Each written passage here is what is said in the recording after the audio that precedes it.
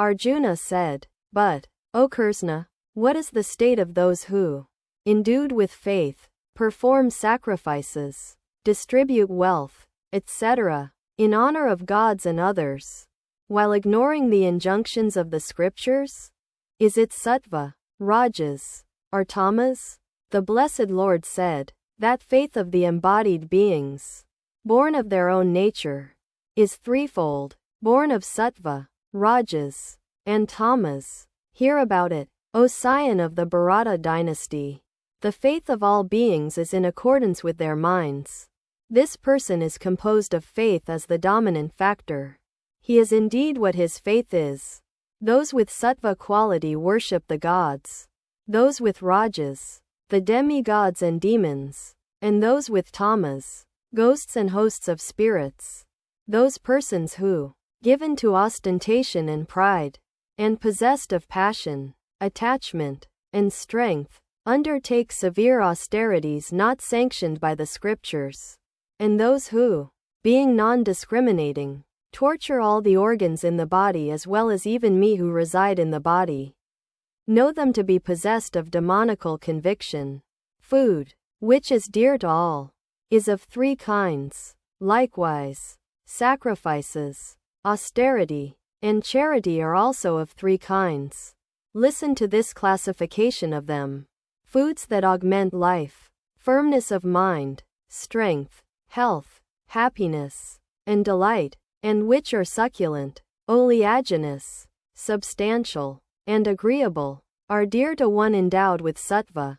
Foods that are bitter, sour, salty, very hot, pungent, dry, and burning, producing pain, sorrow, and disease, are dear to one who has rajas.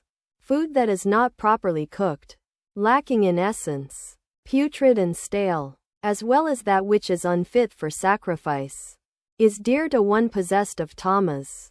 That sacrifice which is in accordance with the injunctions, performed by persons who do not hanker after results, and with the mental conviction that it is surely obligatory, is done through sattva. But that sacrifice which is performed with an aim for a result, as well as for show, know that sacrifice to be done through rajas.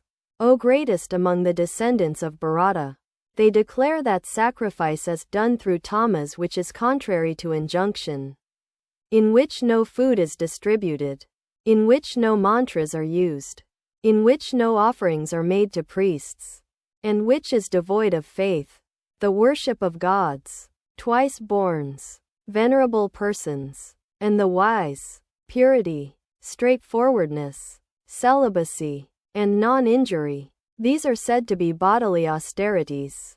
That speech which causes no pain, which is true, agreeable, and beneficial, as well as the practice of studying the scriptures, is said to be the austerity of speech. Tranquility of mind, gentleness, reticence, withdrawal of the mind, purity of heart, these are what are called mental austerities.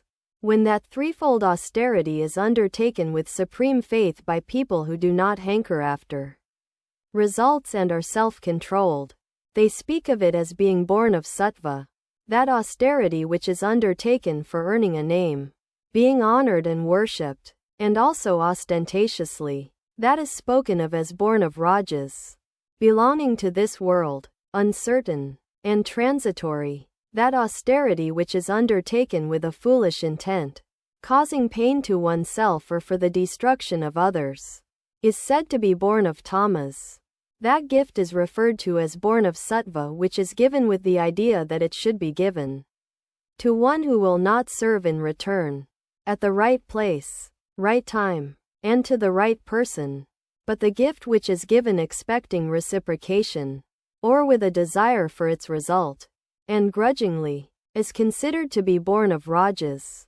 The gift which is made at an inappropriate place and time, and to undeserving persons, without proper respect and with disdain, is declared to be born of tamas.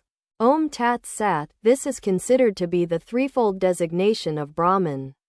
The Brahmanas, Vedas, and sacrifices were ordained by that in days of yore. Therefore, acts of sacrifice, charity, and austerity, as prescribed through injunctions, of those who study and expound the Vedas, always commence after uttering the syllable, Om.